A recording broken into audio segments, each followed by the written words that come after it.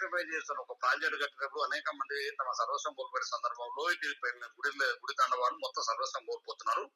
వాళ్ళకి తప్పకుండా ప్రభుత్వం ఆర్ఎన్ఆర్ సెంటర్ ఇచ్చి వాళ్ళ ఇళ్ల నిర్మాణం చేసి ఎదురు చూస్తాం. ఏమన్నా మనం okay okay okay. So major గా ఏంటంటే ఇప్పుడు పెండ్లిపాకల రిజర్వాయర్ అనేది అంటే మేజర్ గా మంచిగా అంటే ఏ గ్రామాలు అంటే మీ నియోజకవర్గాలకు ఎంతవరకు ఉపయోగపడుతుంది అన్న ఇది? పెళ్లిపాకల రిజర్వాయర్ తో మాకు ఇప్పుడు రిజర్వాయర్ దాంతో చుట్టుపక్కల ఉన్నటువంటి చింతకుండ గానీ పెళ్లిపాక కానీ పియ్యపల్లిలో కొంత భాగం కానీ సుమారుగా ఒక 50,000 ఎకరాలు మొత్తం మా ప్రాజెక్ట్ కింద వస్తుంది. పెళ్లిపాక ఏది ఎస్ఎల్బిసి కింద. అదే అవునవును. మిగతాది ఇప్పుడు ఏదైతే టన్నల్ ద్వారా ఉన్నటువంటి ప్రాజెక్ట్ ద్వారా ఇప్పుడు మనం లిఫ్ట్ కాకుండా ఏమంటుందని మనం ఓపెన్ కెనాల్ ద్వారా ఇక నల్లగొండ కానీ మిగతా దాని సాగర్ కానీ పారుతారు నగరికల దాకా. అవునవును. సో అది గొప్ప ప్రాజెక్ట్. ఎస్ఎల్బిసి పూర్తి చేయబోతున్న గౌరవ ముఖ్యమంత్రి గారు.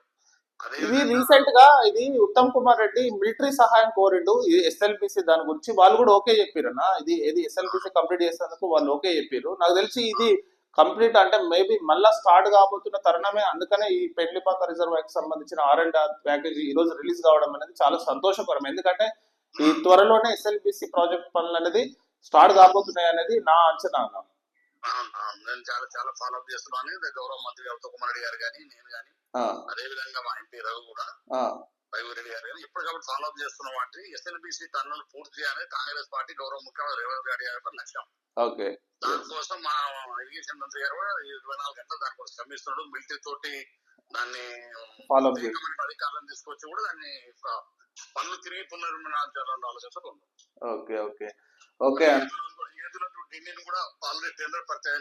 అవును.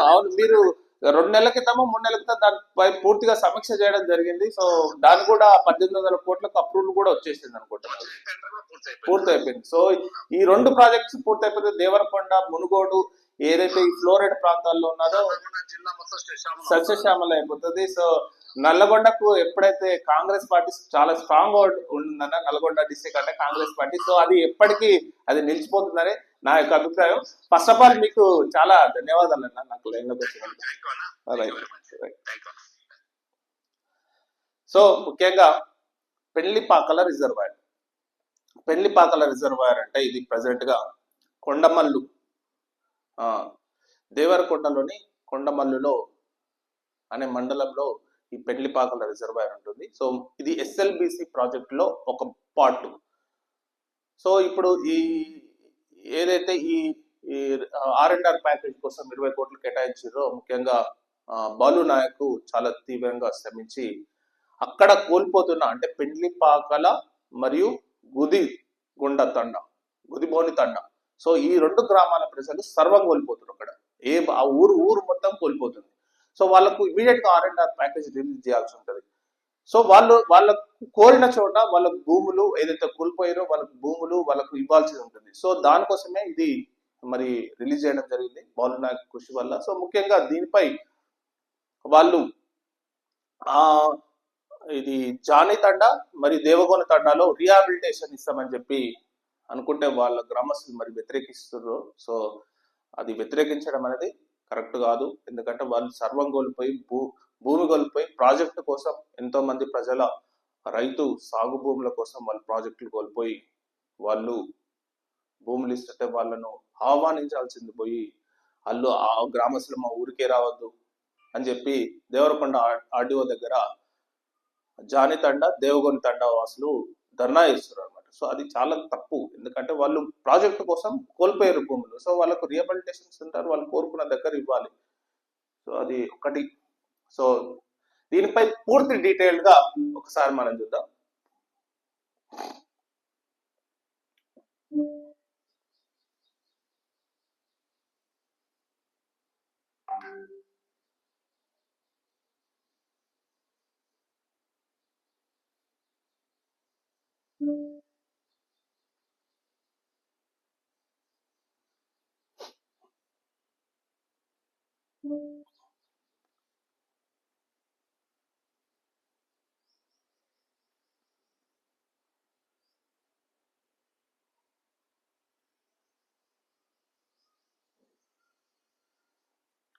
ఎస్, ఇది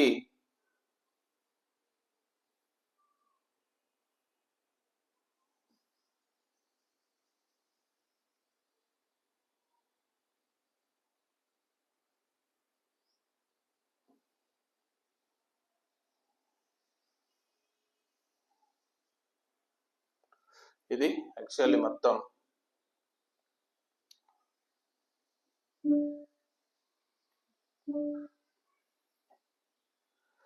ఇది పూర్తిగా ఎస్ఎల్బిసి ప్రాజెక్టు. సో ఈ ఎస్ఎల్బిసి ప్రాజెక్ట్ లో భాగమే పెండ్లిపాక రిజర్వాయర్.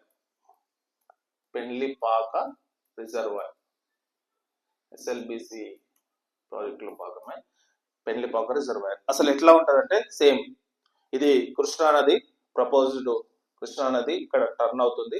ఇక్కడ నుంచి ఇక్కడికి 43 కిలోమీటర్స్ సొరంగ మార్గం.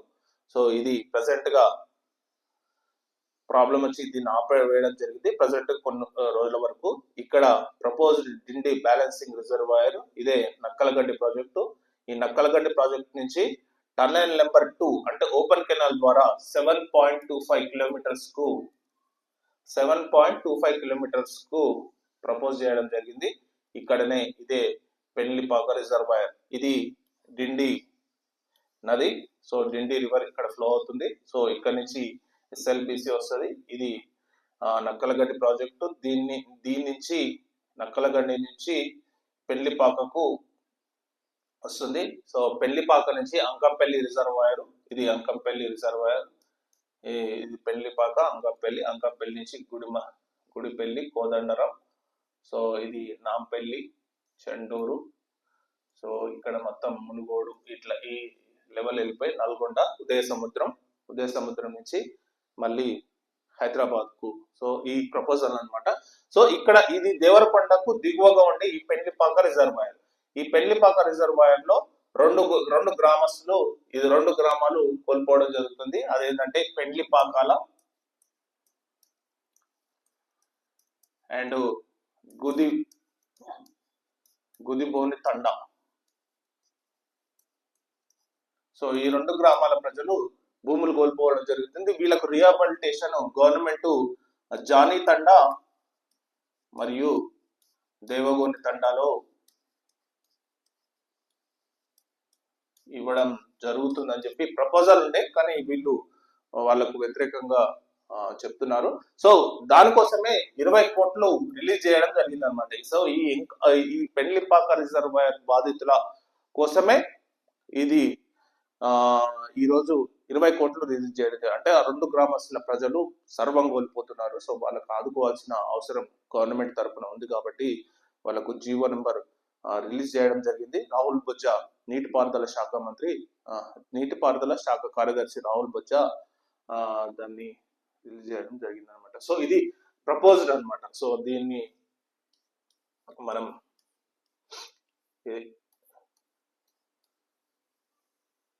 సో ముఖ్యంగా మరియు బాలు నాయక్ కు నిజంగా కంగ్రాచులేషన్ చెప్పాలి. ఎందుకంటే అక్కడ ప్రాజెక్టులను దగ్గరుండి సమీక్షిస్తుండు. పెద్ద అందరికి ఇట్లా కనిపించాడు, ఆయన పెద్దగా కనిపించాడు. కాకపోతే లోపల ఆయన కావాల్సిన కార్యక్రమాలన్నీ ఆయన సింపుల్ గా ఆయన చేసుకొని పోతుండు. సో ఫస్ట్ ఆఫ్ ఆల్ ఆయనకు కంగ్రాచులేషన్. సో ఇది పెండ్లిపాక రిజర్వాయర్ యొక్క overview. So thank you very much.